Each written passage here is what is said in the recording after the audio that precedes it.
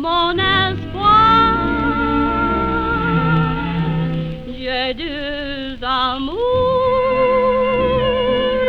mon pays est Paris, pareil toujours, mon cœur est ravi, ma savane est belle, mais à quoi bon le nier?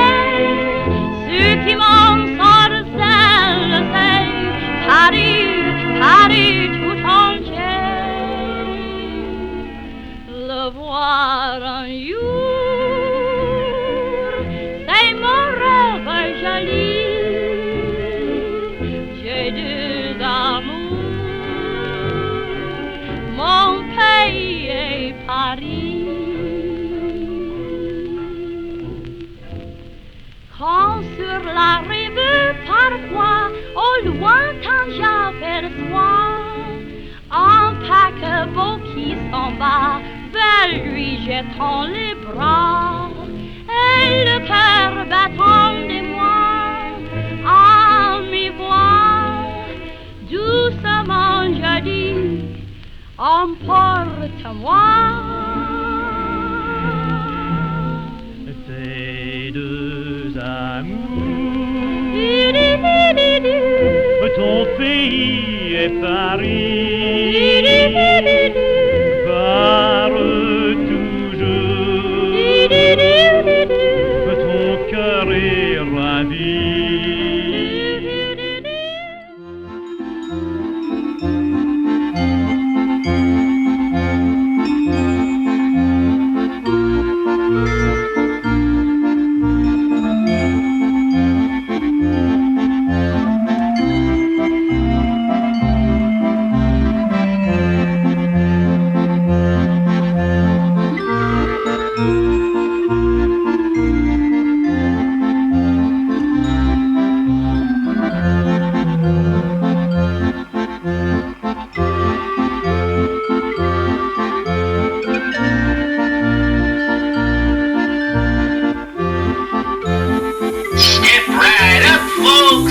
The whirlwind wonderland carnival of mysteries presents the most fantastic feats in all of abnormal human history.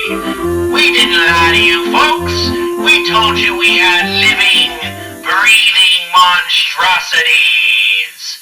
You laugh at them, shudder at them, and yet, but for the accident of birth, you might even be as they are.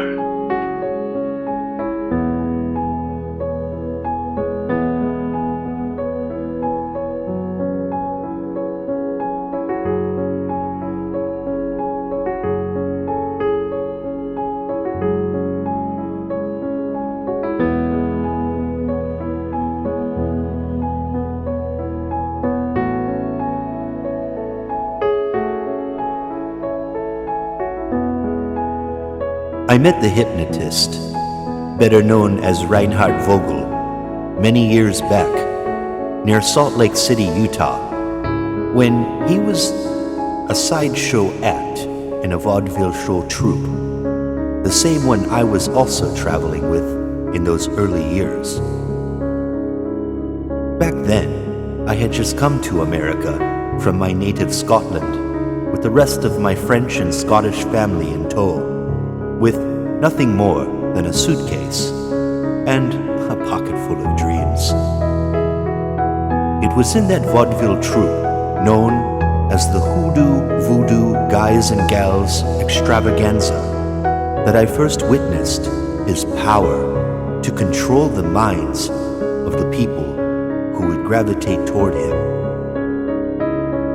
Some of the more desperate black performers who were in the show felt that Reinhardt always had their best interest at heart, that there wasn't the slightest bit of any sort of evil about him. Hell, every time one of them would get into trouble in some town we were playing in, Reinhardt somehow found a way to bail one of them out.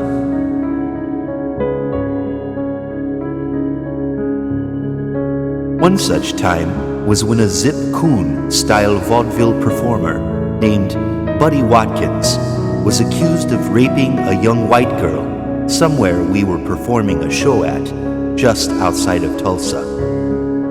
That was 1927, years before he eventually made his way into Hollywood. Reinhardt had the look of a well-traveled salesman, with his top hat and neatly placed monocle on his left eye, carrying with him an assortment of potions and remedies, some that he had claimed to have found while abroad in Africa. These careful remedies were extracted by him and put into tiny bottles with droppers used to put under a person's tongue.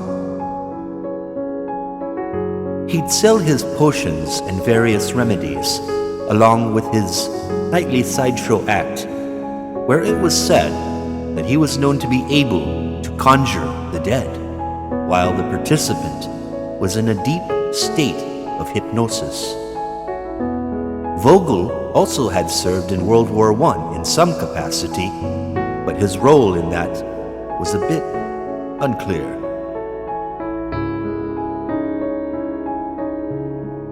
All I know from my own first encounters with meeting him were that he seemed like a fully formed, maddened professor of occult practices who often peddled his snake oil for extra profits in the years after the war. Later, he was known to be a personal spiritual advisor in Hollywood to the famous actress Ginger Rogers, who had been known to have dabbled in occult-like seances before she'd go on set to dance with her beloved partner, Fred Astaire. The fact that everywhere Reinhard Vogel went, or someone with whom he came into contact with, had somehow a devastating effect on the people around them, was a mystery that nobody was able to put into any kind of true perspective.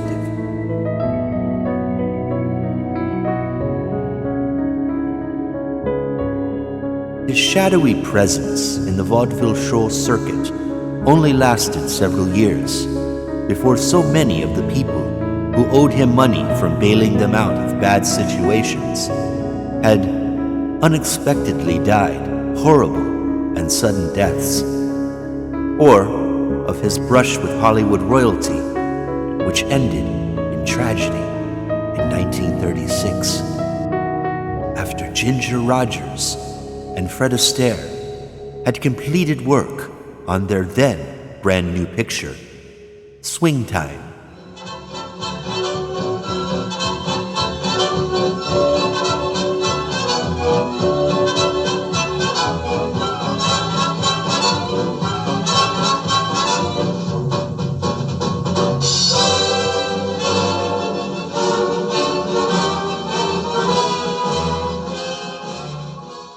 Later, that very same year, Fred Astaire fell to his death through a window high above in the Hotel Pierre on Fifth Avenue. His dancing partner, now forever with him, only in celluloid frames, Ginger, never recovered from his tragic death either. She drank her way right out of stardom and into a halfway house years later, dying in her sleep of an overdose of alcohol and prescription pills.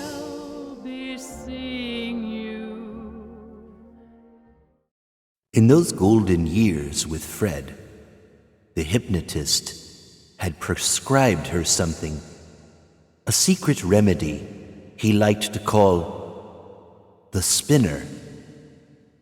A drug so powerful that nobody ever quite got over its initial effects.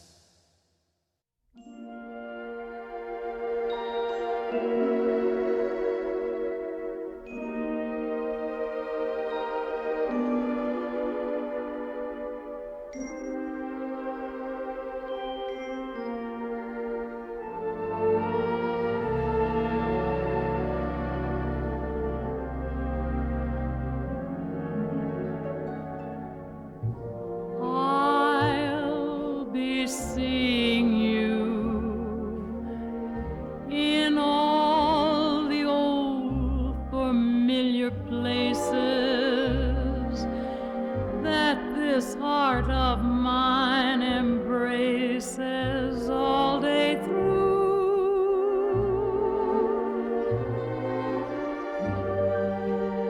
In that small cafe, the park across the way, the children's carousel, the chestnut trees, the wishing well. I'll be seeing you in every lovely summer's day, in everything that's light and gay. I'll always think of you that way. I'll find you in the morning sun,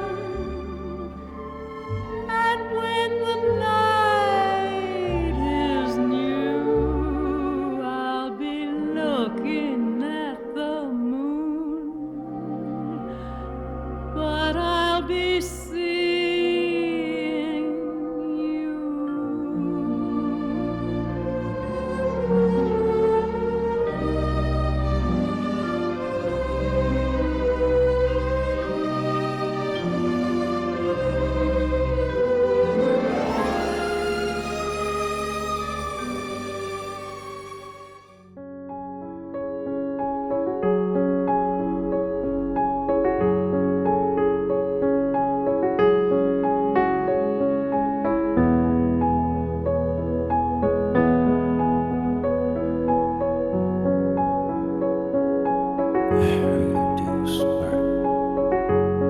I never liked Bobo, the clown name that the circus gave me when I ran away and first joined the Whirlwind Wonderland Carnival of Mysteries. That was years ago. It was just so ordinary, like all the other clown names out there. I had seen and done so many things in my 50 years of living that the name Bobo seemed, plain.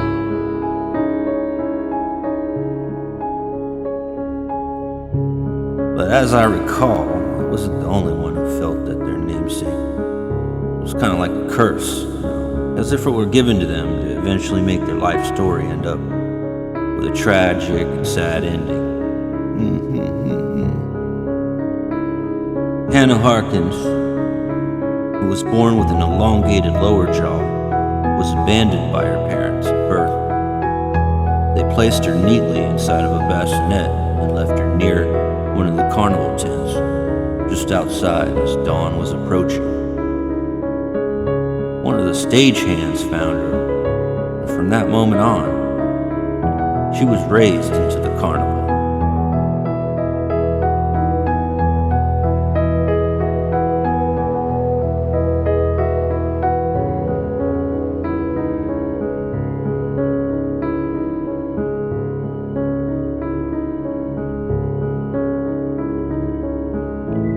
Benoit the midget came not only like a brother, but was her caretaker in later years as she fell ill, bedridden and in constant need of assistance. Hannah had experienced her own amount of success during the carnival's heyday in the mid-1950s. Everyone who had come to see her act told someone else about the wide-jawed fish woman. Yeah, that word of mouth grew all over the circuit we performed in.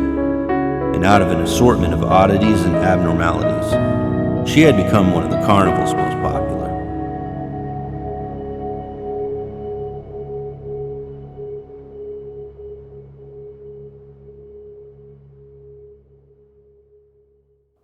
She was very unhappy, nonetheless. Her parents, having abandoned her, had left her with a scar she could never quite get over. That is, until she thought it could be healed by undergoing one of Reinhard Vogel's hypnotic trances. He had come into her tent after she had performed her act one evening with such a proposal. Since Hannah, being one of the carnival's most successful acts at the time, she had also by then demanded more money from her nightly performances.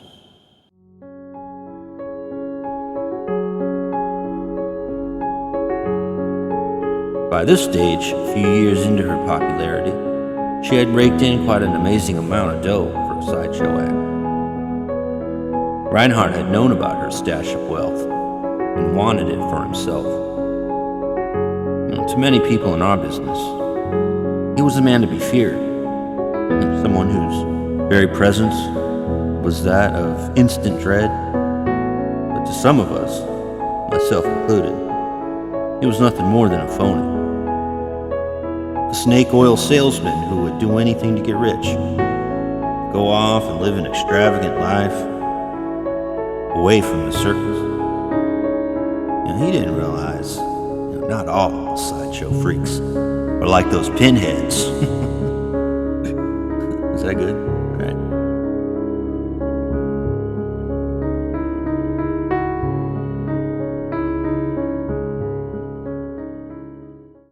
And now, folks, if you'll just kindly step this way, please, you are about to witness the most amazing, the most astounding, living monstrosity of all time. Folks, she was born with the most horrible, abnormal features known to mankind. Meet Hannah, the horrid fish lady. Her mouth was badly deformed at birth, giving her lower jaw an extra wide gap, taking on the appearance of a large mouth bass.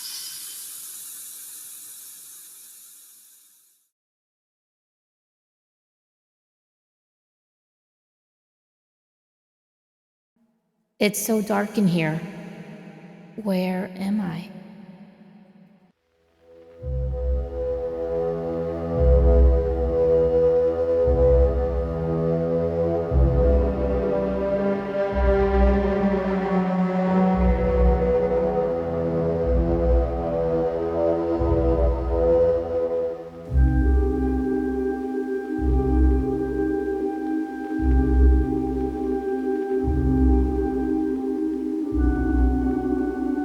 You are floating away from the circus and the ghastly noise of crowds and small kids laughing at you. You are now the one that is laughing. So hard, in fact, that it almost seems uncontrollable, because you had just left the life of the carnival behind and landed in an exotic location where there are endless palm trees and a sky full of blue.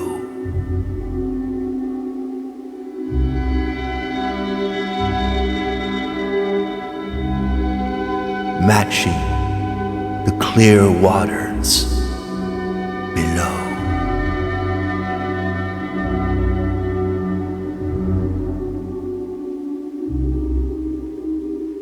You have nothing to fear anymore, Hannah. Your wide jaw and constant drooling are no longer making you look like a nasty public spectacle for people to endlessly gawk at. You are now in a stream of consciousness known as the spinner. The world only turns for you and you alone. You control the wheel of destiny. Sleep well, my darling.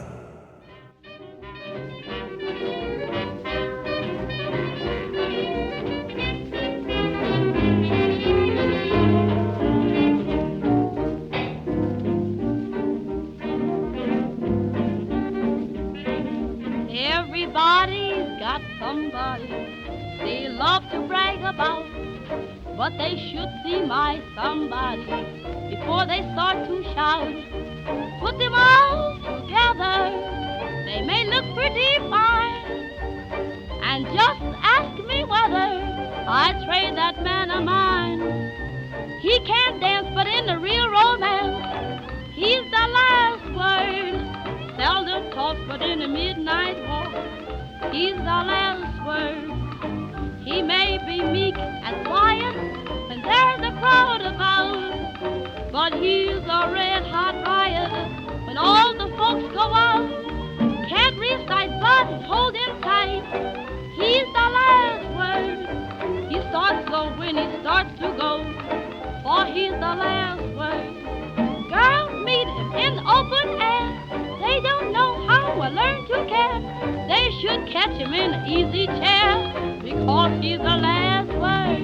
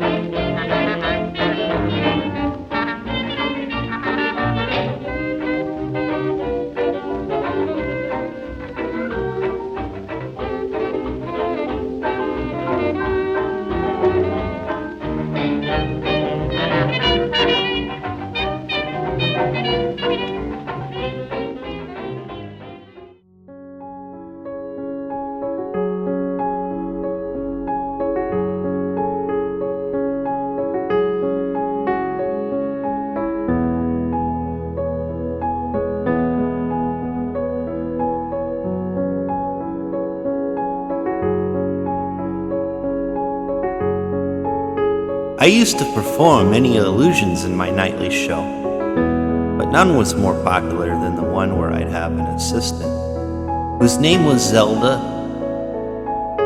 I'd have her sit in a chair with both of her hands tied behind her back while she was blindfolded.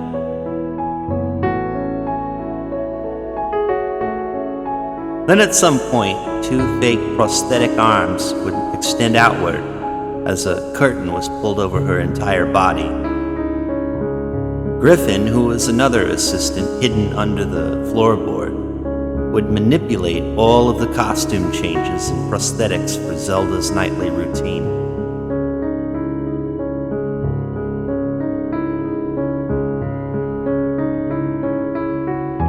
That was how I made my living back in those days, traveling in the Whirlwind Wonderland show. Brought with it a fair amount of shady characters, more so than someone like me who really didn't have any magic skills at all. It was other people behind the scenes making everything go just right. I was really just an ex-stagehand who had graduated into a paid actor gig.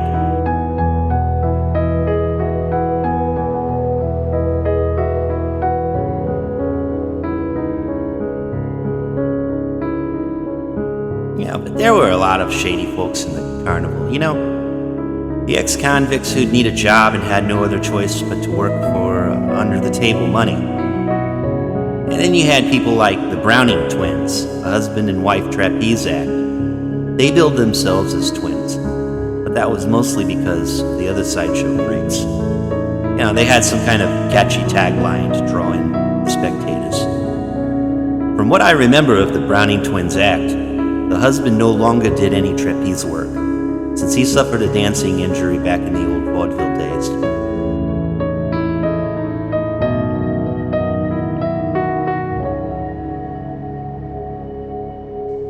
Ava Browning and her husband Billy had a small daughter, which they named Eve.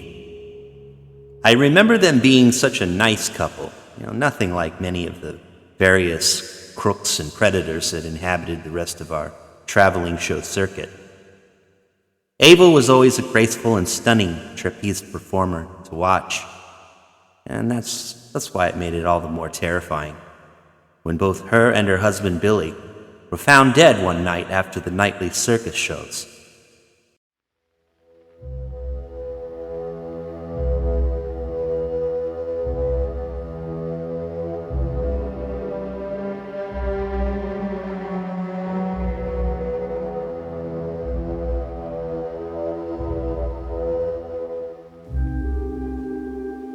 They had been found near their carnival wagon, one stabbed to death, while the other was strangled. Their daughter Eve, who must have been around 11 or 12 at the time, was found inside one of the carnival's attractions, the Whirlwind Funhouse of Mirrors. Nobody in the carnival had seen what had happened that evening, but many of the people who knew the always vivacious little girl said that she must have wandered off at some point and followed her dad to where he was supposed to meet a strange gentleman who had summoned him there. A man from Billy Browning's past.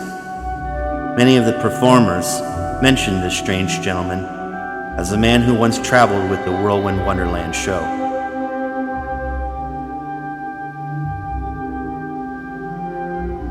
His name was Reinhard Vogel. He disappeared a few years before the murders took place, but his shadow loomed large over the traveling show circuit all the same. I'm not quite sure whatever became of their daughter Eve. Many said that she was taken into foster care, but her true whereabouts were unknown. What remained in the wake of the aftermath of those two horrifying murders was a carnival that had eventually disbanded, and a lot of displaced sideshow performers for years afterward, with not a trace of the man known as Reinhard Vogel anywhere in sight.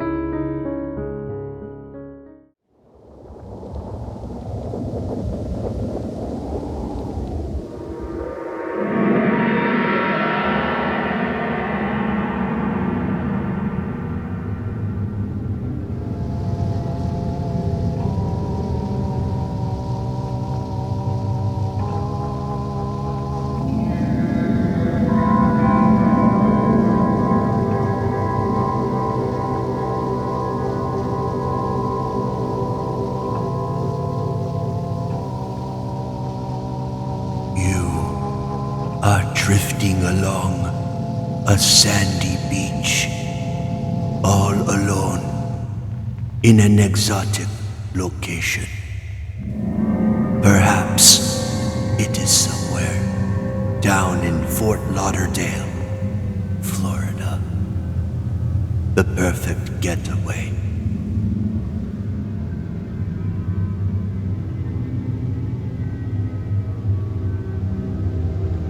You are no longer in need of your parents. Just the sounds and smells of the salt water and the constant waves rolling in and out.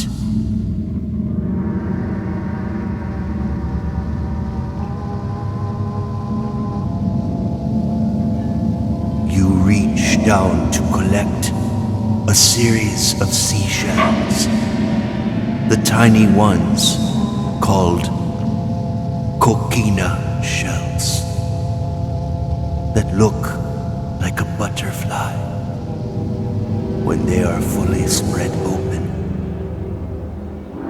You are like a butterfly now, Eve, for there can be no turning back from what you have just witnessed. But with this metamorphosis, you can transcend, if you so wish, into something much, much more. Go away now, far away from the circus and into the light of a new day.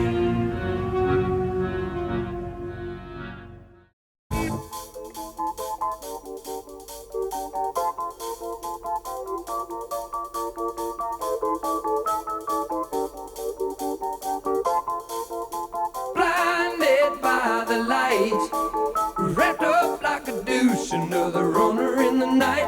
Blinded by the light, wrapped up like a douche, another runner in the night. Blinded by the light, wrapped up like a douche.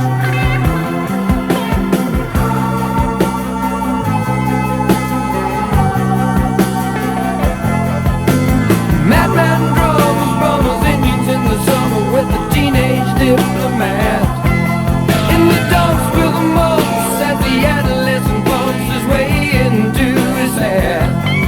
With a boulder on my shoulder, feeling kinda older, I trip the merry-go-round. With his very unpleasing sneezing and wheezing, the calliope crashed to the ground.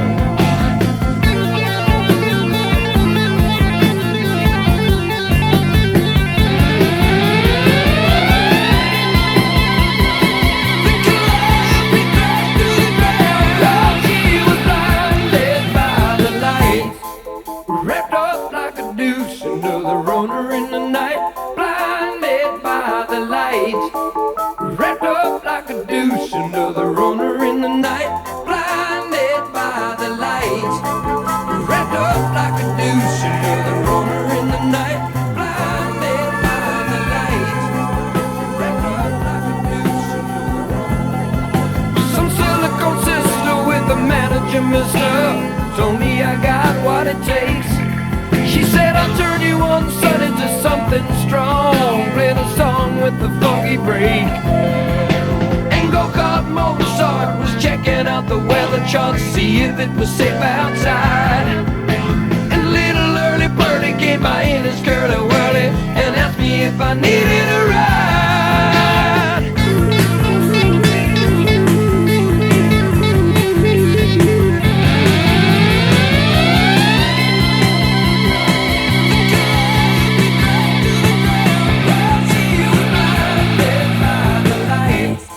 Wrapped up like a douche, another runner in the night. Blinded by the light. Wrapped up like a douche, another runner in the night. Blinded by the light. Wrapped up like a douche, another runner in the night. In the dark with the mumps as the adolescent pumps his way to his night. With a boulder on my shoulder, feeling kinda older, I trip the merry-go-round. With his very unpleasing sneezing and wheezing, the calliope crashed to the ground. Now Scott with a slingshot finally found a tender spot for the lover in the sand. And some bloodshot forget-me-not and daddies within earshot take the buckshot dirt of the band. Some silicone sister with the manager, mister, told me I got what it takes. She said I'll turn you on Sunday to something's wrong. She got down, but she never got tight. She's gonna make it through the night.